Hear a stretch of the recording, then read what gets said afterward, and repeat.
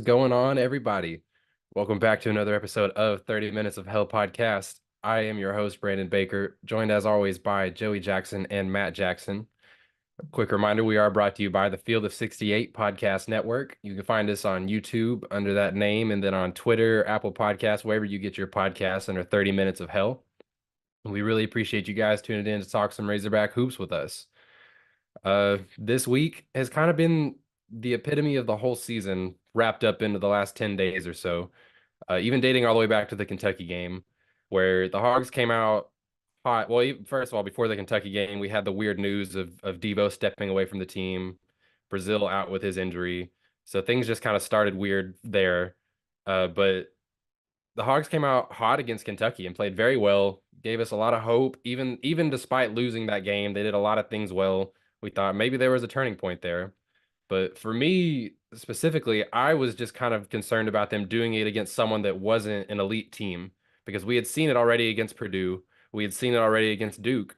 And so for them to do it again against Kentucky was fun and great, even though they lost, but I was worried about moving forward with it. Well, they came out and kicked ass on the road at Missouri. Thought, well, dang, maybe they found their rotation. Maybe they figured out a couple things and they're going to be competitive now. They led big on the road. It ended up being not as big of a win by the final score as what the actual game was throughout the whole game. They led by a lot in that game, and things looked great against Missouri. And then they went on the road to LSU and almost got 30-pieced by one of the worst teams in the SEC. Back to square one. So that's just kind of how it's been all season. It's been incredibly frustrating, not just because they're a bad team, because I still don't think that they are. They're just an incredibly inconsistent team that still hasn't put it together consistently. We've seen it a couple times now, Missouri being a prime example of it, and then came right back out against LSU and just looked like they have all season. I thought that maybe the condensed rotation may have forced their hand into being more consistent and being able to play through some mistakes, maybe addition by subtraction, even though Devo and Brazil did give us good things at times. I'm not saying that they just needed to be gone. Obviously, we still sucked against LSU without them, but I thought that maybe having that consistency within the rotation might have made something click, but obviously it didn't. Is there anything specifically from these games that really stood out to you guys, either good or bad? We can go Missouri or LSU, whichever direction you want to go. Joey, I'll start with you. I mean, Brandon, it's night and day with this team. You said it. We're either really good or we're really bad. There really hasn't been much of an in between. Even in some of our losses, like we've still been pretty good. Like you mentioned, Kentucky, and it's just the inconsistency is going to be the word of the day. I'm sure you'll hear me say it more than once in this episode.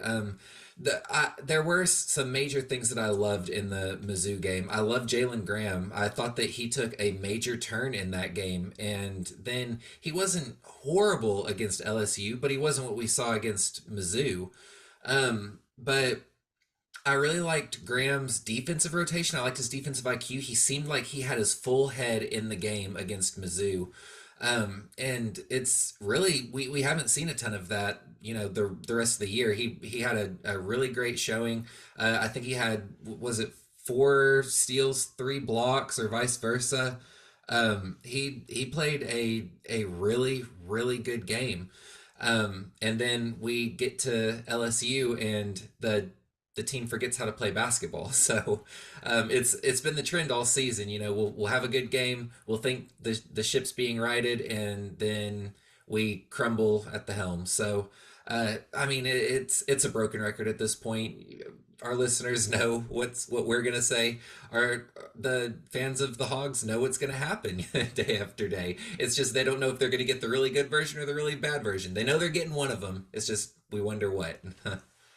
Yeah, night and day, no doubt about it. And I even with the Missouri game, I of course enjoyed watching it for the most part, but it was similar to that Texas A&M game where we should have just pulled away and just ran with it. And I get they were having fun and probably did get lackadaisical on both ends of the court, but even then, even when we were winning, you're just like, man, that still is concerning. And of course, they showed that all of that hard work against Kentucky and Missouri just left them as they go to LSU and get their butts kicked. And there's, like I said, there's nothing you can do. I don't know what to do. I don't know what to say other than just come out and play hard every single game, no matter who it is. Don't go in thinking you're going to cakewalk a team just because they're listed as one of the worst in the SEC, because you guys are too. We are, and and there's there's not much you can do, not much you can say. Can you coach this? Can you do something on the coaching end to even change this? Not really. It's just how these guys are wanting to play and when they're wanting to do it. There may be some locker room stuff going on, of course, that we just do not know about as far as with Muss and with the players, but what's going on, we want to know. The fans want to know. We just want a good team. That's all we want. Yeah, and it was a At good least point a that you team that gives effort. Right. Yeah. It's a good point that you made too about Missouri kind of giving up a lot. I'm doing my math right here. I believe they gave up 56 points in the second half of that game, including 16 points in the final minute and 45 seconds. It's insane. So just Yeah. yeah, That's even T-Mac numbers. even with the good game, it is yeah, it was still a bit concerning to see it slip away. And I mean, it's just that's how it's been all season. I do agree with Joey though about Jalen Graham. It's been a very good, a welcome sight to see him kind of coming into his own. And I think a lot of that is him kind of having to play more with Brazil being out. We're seeing a lot of the two big lineups where he is sharing the court with either Lawson or Mackay a lot, and he's really thrived in it. He's scored 13 and 18 points in each of his last two games on efficient scoring, the way he always does. And I don't think he's even been bad from the free throw line either these last couple of games. Let me see, I just had that pulled up. Yeah, 3 of 5 from the free throw line. Not great, way better than his career average though. So True. True that. he hasn't been hurting us from there and still shooting efficiently from the field. So it's good to see him kind of coming into his own a little bit more and stepping into that scoring role we kind of hoped that he would have. So, if maybe they can figure out how to be competitive in some games, it'll be nice to see him contribute in that way. Yeah. We've been waiting to see it. And another thing that I think that has been nice to see, again, kind of by forced hand with a lack of players, lack of options, but we've seen a lot more of Leighton Blocker the last couple games. Mhm. Yeah. And we've been asking for that a lot. And he's not just been lighting up the stat sheet, not been scoring a ton of points, but God, he's fun to watch, man. He's Yeah. one of the best, not and I'll preface this with one of the best freshman defenders that I watched, but truthfully, he's just one of the best, most fundamentally sound defenders Hmm. in college basketball. Yeah. Agreed. And sometimes he gambles, and I think a lot of that though is Muss telling them that we foul too much and don't get enough steals, and we need more transition points. And when that kind of stuff is in your head, you're going to kind of take those gambles a little bit. When he stays in front of his guy and just plays sound defense, it's fun to watch. There's Yeah. not a lot of guys that I think that are just fun to watch on the defensive side of the ball, but he is definitely one of them. He's very reactive. He moves his feet well. He predicts where his opponent's going. I completely agree, Brandon. He's fun to watch because he does those little things right. He's so quick and able to do that. And I agree, as especially as a freshman. Oh my God, the sky's the limit for him on the defensive side of the ball. Yeah, yeah, I agree. Well, Arkansas now has their mid-season, mid-conference break, however you want to phrase it. They don't play for a week after their loss on Saturday. They go a full week before their next game next Saturday against Georgia. And we're also going to take a quick break for some ads, and then we'll be right back with a little preview of Georgia and maybe some talk about what the Hogs can do moving forward to maybe salvage a little bit more this season. But we'll be right back. As you guys know by now, we've partnered with BetMGM this season. We'll be using BetMGM lines to make all of our picks, and we'll have special offers for the listeners and the viewers of the Field of 68 each and every week of the college basketball season. We have a special offer that will be available starting on Tuesday, January 9th and running through Monday, February 12th, the morning after Super Bowl 58. If you haven't signed up for BetMGM yet, in honor of the big game, you can use the bonus code FIELD158 and you'll get $158 in free bets on your first wager with BetMGM, regardless of whether or not you win that first bet. Here's how you make it work. Download the BetMGM app. Sign up using the bonus code FIELD158. Deposit at least $5 and place your first wager on any game. You'll receive $158 in bonus bets regardless of the outcome of your bet. Just make sure that you use that bonus code FIELD158 when you sign up. And remember, BetMGM is now available under one wallet in select states. As a New Jersey resident, this is super convenient when I have to go cover games in New York or Philly, which happens quite a bit. When you cross state borders, you just log into your existing account and fire away. You don't have to create separate accounts in each state. It's easy, it's simple, it's clean. And most importantly, we have some fun stuff coming up for the heart of the college basketball season. Bet insurance tokens, college hoops odd boosts, and my favorite, a nice juicy parlay boost. So download the BetMGM app and sign up today. Field 158. So Arkansas really has too many problems to count, but we talked about consistency being the biggest one, because a lot of the problems you can point to are not problems 100% of the time. You know, we've seen them do almost everything good at some point during the season. It's just never been consistent. Some things have rarely been good, like some of our defensive effort and defensive positioning. There's some things that we just haven't been a good team at all season, but we've seen them be capable of doing it. But yeah, I mean, like we were talking about, consistency is really the problem that has really plagued them so much. But aside from that, do you guys think that there's any one thing that we can point to that, and I know that you can't just flip a switch and it's fixed, but is there any one thing that you can point to that if the Hogs can figure this one thing out or make this tweak or just get a little better at this one thing, that it can make them just more competitive and stop having these 20-point blowout losses and just being a little bit more of a competitive team for the rest of the season? Matt, I'll start with you on this one. Yeah, I don't like, there's not really one thing that you can just, I guess, pinpoint. You can pick whatever you want, and I'm sure we can work on it and get better at it. But I feel like these guys aren't sticking to a game plan. I don't know if the coaches even have a game plan, it seems like. Yeah. But I feel like if we could just stick together for one or two games and just get it figured out that way, we can at least avoid getting blown out. Because I feel one thing happens, it doesn't go exactly as planned, and then it's down the road. And it's just downhill from there, right?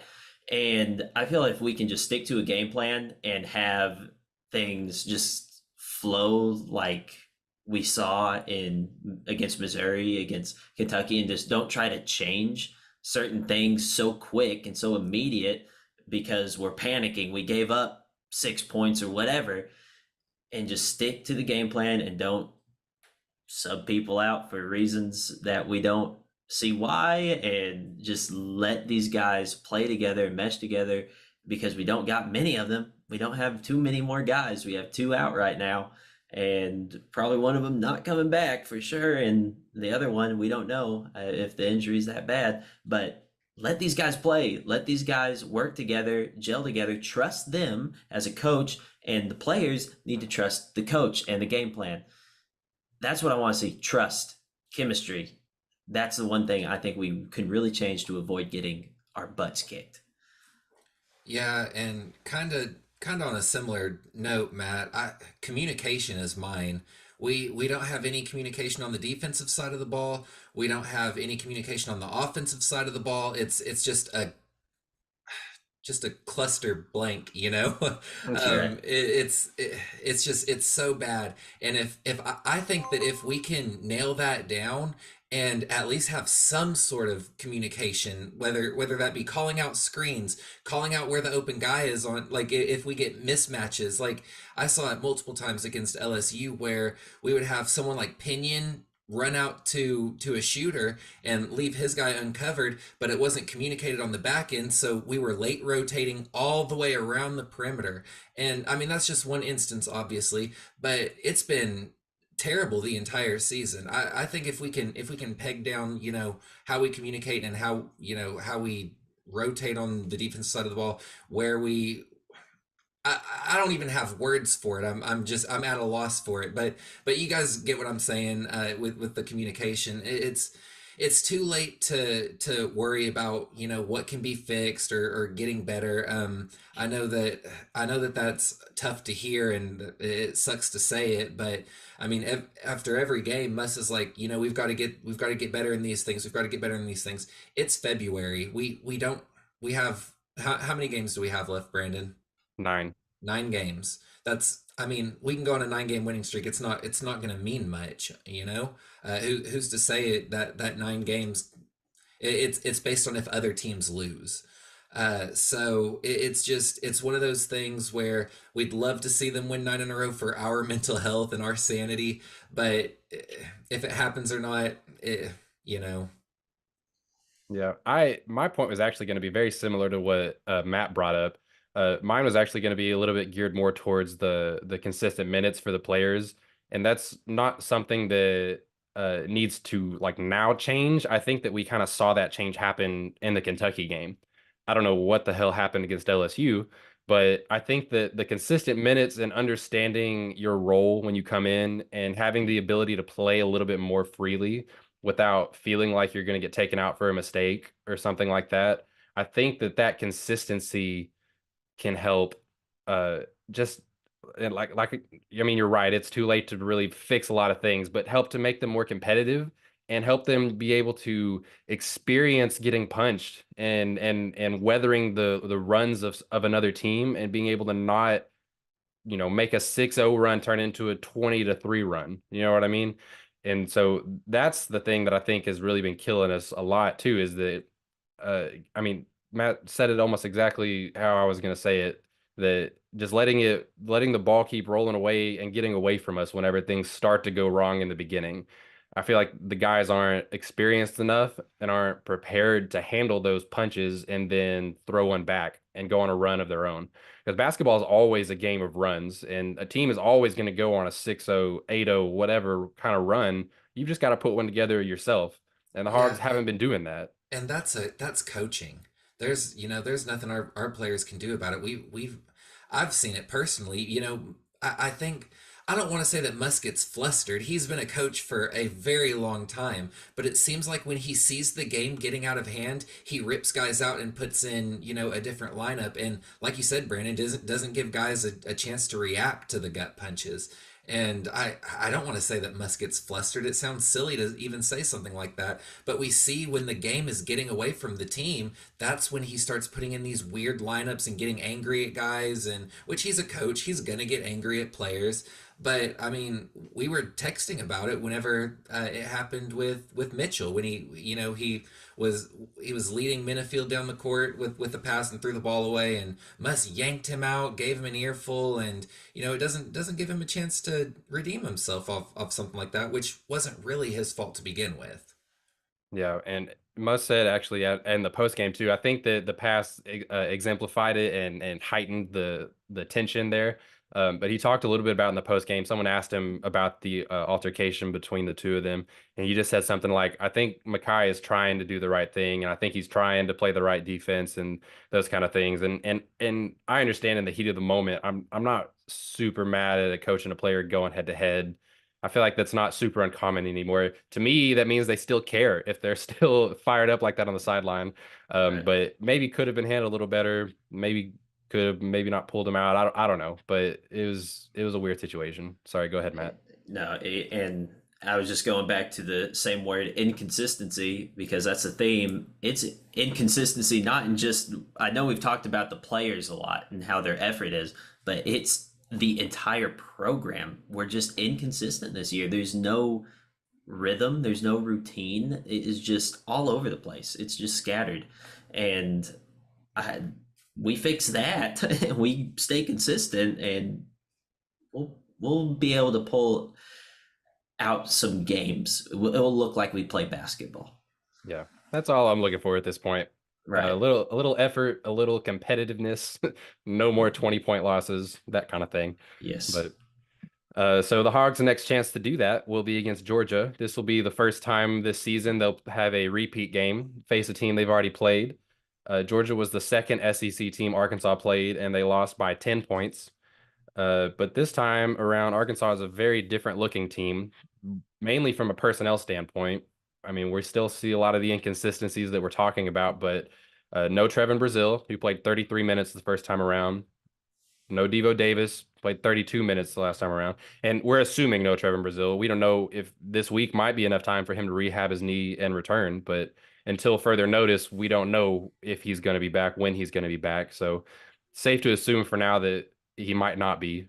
Um, we've seen a lot of good things out of the two big lineups. So and speaking of that, Jalen Graham, Chandler Lawson, and throwing Layden Blocker into that mix combined for less than 15 total minutes between the three of them the first time around. And Crazy. I can tell you that's not going to happen, regardless of if Brazil is back or not. Blocker has definitely solidified himself into more of a role. Lawson has really become more prominent and more consistent in having that and soaking up center minutes. And I think Graham has kind of proven that it's hard to take him off the court, regardless of who else is available. He's shown the improvement on defense. He's still a little bit inconsistent as a rebounder, but if you can surround him with other good rebounders, including playing him beside Chandler Lawson and Makai Mitchell, who have both been doing very well at rebounding the ball lately, if he can play with those guys and let his offense flourish, then keep doing it. You know, that's been one of the more consistent things we've seen on a team whose theme of the season is inconsistency. So but and one thing I wanted to point out headed into this Georgia game is Jabri Abdur-Rahim was held very much in check the last time these teams met. He's was Georgia's leading scorer and was held to only 1 of 8 shooting, 1 of 6 from downtown. It was a timely three late in the game. Arkansas was making a push, and that three was kind of a dagger. But if I remember correctly, Devo Davis played a big part in keeping him in check, playing him off ball and sticking with him defensively. And I think Tremont Mark is capable of doing that and, pretty much accomplishing a similar goal. But it'll be interesting to see what he does this time around against the Hogs. It's probably in the back of his mind that he did not have a very good game the first time around. The Devo Davis is not on the other side of the ball. So it'll definitely be interesting to watch and see how he comes out and how he performs in this game. And But Brandon, to be fair, the last few games that he's had haven't been great showings either. I mean, their last game that they lost, he had a decent outing, but he scored less than 10 in the two losses before that. So he's probably in about time for a big game from him so he's too. going to score 47 against us. Is that Exactly. what you said? That's what I'm Okay. saying. Guaranteed. Yep. Okay. Yeah. So what are you guys looking for from this game? We've been talking about changes and things like that, but this game specifically, anything from Georgia that you're seeing or that stood out for you in the last matchup between these two teams? Yeah, Brandon, you took the words right out of my mouth, talking about how different we look from the last time we played them. Graham's taken a huge step forward in our rotation and his play. I've seen some great things from him defensively. He's always been a terrific offensive player, but he's playing a little smarter, making some better passes. So I'm interested to see how he matches up against this Georgia team. They saw less than 30 seconds of blocker, so. I'm interested to see if we get 20 plus minutes from blocker this game, and how he does against a lineup like Georgia. Georgia's also kind of playing a little bit different since we last saw them. They're kind of running a 4 guard lineup with a center. Given their guards are very big, I think Abdul Rahim is 6'8". They've got another 6'7" guy that's listed as a guard, but it'll be interesting to see, because I mean we're basically an entirely new team without, if Brazil doesn't play and Devo not playing. So definitely a little. I don't want to come out and say we're going to win this game or we're going to lose this game, because I mean these are two different teams that we're seeing. But I mentioned that Georgia's kind of been on a losing streak lately. They've lost their last 3 games, and out of their 5 losses in SEC play, they're sitting at 4-5 right now. So I think that they're kind of hungry for an easy win. I don't think that teams really fear Arkansas right now, regardless of what we've done against Missouri's one of the bottom teams in the SEC right now. So I just don't think that teams are really scared of us. They chalk it up as a win. So maybe we can capitalize on that aspect of things and really like come and punch them in the mouth early and get them on the ropes. But one thing that I really want to focus on is ball security. I think we gave up 25 points off turnovers last game with 15 turnovers. So definitely want to tighten things up. Obviously, Arkansas is not the best at ball security. I think we average about 12 and a half turnovers per game. Not great, but hopefully we can hold it to about 10 or less this game to even things out. But definitely want to watch that this time around. Yeah, this game's a matter of who has the best hand left over from the first game, and I think having Blocker, Lawson, and Graham go in, play some good minutes, solid minutes, is going to at least give the Georgia team a little bit of a shock. Like, oh, we didn't really prepare for these guys, which I mean, they've seen the same games we have. So I'm sure they're getting ready for it. But hopefully, those three come out with a little bit more aggressiveness than they are expecting, especially Blocker. I think he's going to play a huge role on defense, as he always does. So, Yeah. It doesn't look like there's going to be much of a postseason for Arkansas, so we're going to turn our attention towards where they go from here and how they don't let this happen again next year. Arkansas has had a hell of a season in the worst way. And like I said, it sucks to talk about it this early, but let's go ahead and look ahead to a little bit of this offseason. And we'll start with kind of the most pressing thing that's been out on Twitter, rumors flying off the walls. And there's nothing concrete enough about this to really give a ton of energy to it. But rumors about Musselman looking for other jobs, about him potentially not being here next year. And I don't think that any of those are leaning towards him being fired. I think that he's earned much more of a cushion than that, uh, than being fired after a year like this. But there's rumors flying that he might be looking elsewhere for his own benefit. And again, anything can happen. Maybe he is looking, maybe it's just looking to benefit his next raise. Maybe all of it's not true and he'll still be here. We don't know. But in the chance that he's not here next season and this off season when we have to go through a coaching search, I just wanted to throw out a couple names that would be definitely at the top of my list that I think Arkansas could realistically grab and keep them in a good position to keep contending because they are still in a good position as a program, even with not the best regular season record over the last 2 years now. But I think the right coach, the right transfer class could very quickly turn that around. It's not like the football program where it's going to take an overhaul and a lot of time to get back to that point. So the first name on my list is actually maybe a controversial one, but Chris Beard from Ole Miss also coached at Euler for a while or for a year and took them to the second round of the NCAA tournament. And so he's got ties to Arkansas, and I think that he can really just coach, man. He's a good basketball coach, and I He's a think good that coach.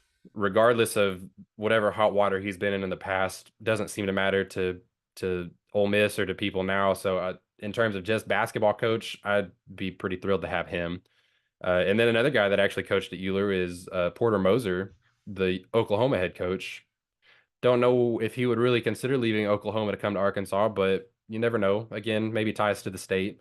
And then the last guy, the name I just wanted to throw out there, Jerome Tang from Kansas State, took them to the Elite Eight in 2023. Has gone 40 and 18 over 2 years so far coaching at Kansas State. Could be a pretty good addition if, a pretty good step in if Muss were to leave. But again, we don't know. Anything could happen. I'm not advocating for Muss to leave. I think he's still among the upper echelon of coaches in college basketball. It always scares me going somewhere else when we know we already have a pretty good coach as it is. So again, you never know. But if the rumors happen to be true, those would be kind of the names at the top of my list. But beyond that, something that we know will happen is a bunch of new players on the roster next year. Mm-hmm. Why do we know that? Because 6 different players are going to be entirely out of eligibility. That is not including Devo Davis, who is more than likely not returning. Whether he returns or not this year, I would be shocked if he came back next year. Yeah. And then that also doesn't include Trevin Brazil or Tremont Mark, who both still could go test their value in the NBA or overseas in a pro league in the pro route. Brazil has probably hurt his stock a little bit this year, but if he doesn't come back and protects his knee, I could still see an NBA team taking a swing on him, late in the second round, just off of his sheer athleticism, his potential. So you're looking at 6 seniors, Devo, Brazil, and potentially Mark that are all gone. That's 9 guys already. All right. And then you bake in maybe 2 or 3 transfer portal entries. If Muss stays, that's pretty common for guys to hit the transfer portal. If you get a new coach, very common for guys to hit the transfer portal. So we're talking about anywhere between 9 and 12 guys that are going to be new next year. Mhm. And we've already got 2 freshmen signed. And so that takes up 2 spots. So, I mean, let's just round it up to an even probably like 9 or 10 guys that we're going to be looking at next year. Most of them probably coming from the transfer portal. What do you guys want out of the portal this year to avoid whatever the hell happened this year? Matt, Right. I'll start with you. What kind of player are you looking for out of the portal? Yeah, I'm wanting Muss to go back if Muss is here. I want him to go back to his bread and butter and get some defensive guys, some dogs, and that would mean Leighton Blocker would be a prime part of his whole rotation. And I want some defensive wings. I want guys that can hit some spot up threes, just really aggressive. I want some dogs. That's it. And of course, I can beg and plead for a amazing center, true center, but of course, those are few and far between in college basketball right now. The specimens are getting picked up in the G League and overseas and things like that. But there are still some guys out there, and Muss has the connections, and hopefully we can get back to that bread and butter. That's what I really want to see. Yeah. Yeah, I want some diversity in our roster. Similar to what Matt was saying, defense is the key. It's always been the key for Musselman. I want to see a true point guard. I don't care if he, scores 8 to 10 points a game. I want him to average, 5 assists a game. I want a true point guard that can run an offense. As Matt also said, I would love a center. I would love, a 6'10" guy that can, grab us 8, 9 rebounds a game. Brazil was supposed to be that guy. We haven't seen it this year, but want a good center, and I definitely want some super athletic wings. I want someone who can get the ball, get to a spot. I want a guy like Mark. I would love to have another Mark in a true system. But definitely want to focus on diversifying our lineup. We've seen it, in the past 5 years. We see a hole each year, and then we go and we fill that hole with nothing but the thing that we're missing. So I want to see, we're missing so much this year. I want to see us, hit all of our holes. Yeah, and to me, one of the biggest things that we're missing this year is just that versatile forward. And Mark is close to it, that 6'6", 6'7" type forward that can score Hmm. and play defense. But I'm talking, I want a guy like Stanley Amude and Audis Tony and Moses Moody, Jordan Walsh, all these guys that we've had for the last 3, 4 years. We don't have that guy on this roster. We don't have that 6'8" just beast that doesn't need the ball in his hands to make a play, that can spot up on the perimeter, can crash the offensive glass, take a charge, block a shot, whatever. I mean, we kind of hope that Brazil would be that a version of that at 6'10". Like you said, we haven't seen it, but I want some of these athletic dudes on the wing that can play the 3 and the 4, that can switch and guard all over the court, that can do the dirty work, can get rebounds, can score without needing to have a play run for them. Like Audie's Tony is the perfect example of that. He was so good at crashing the glass, so good at backdoor cuts, just kind of being where he needed to be. Even Hmm. though he wasn't an elite scorer, he was an athlete that defended so well, was a great size, and just did the little things that we needed. And we've had 1 or 2 of those guys on every roster up until this year. And I think that is a huge reason why we've seen a lot of struggles and inconsistencies with this team. So that's really what I want to see us focus on in next year. And of course, Joey's absolutely right. Diversifying with a good guard play, a good point guard. Be awesome to get a good center out of the portal. But I just feel like things fall apart if you don't have that glue. You got to Yeah. have that guy that ties it together. So that's really what I'm looking for. But that's all we've got for you guys today. Again, always appreciate you guys tuning in to listen to some Razorback basketball talk. Uh, we're brought to you, like I said earlier, by the Field of 68 Podcast Network. You can find us there on YouTube, Twitter, Apple Podcasts under 30 Minutes of Hell. I've been your host, Brandon Baker, joined by Joey Jackson and Matt Jackson. And as always, go Hogs. Thanks, y'all.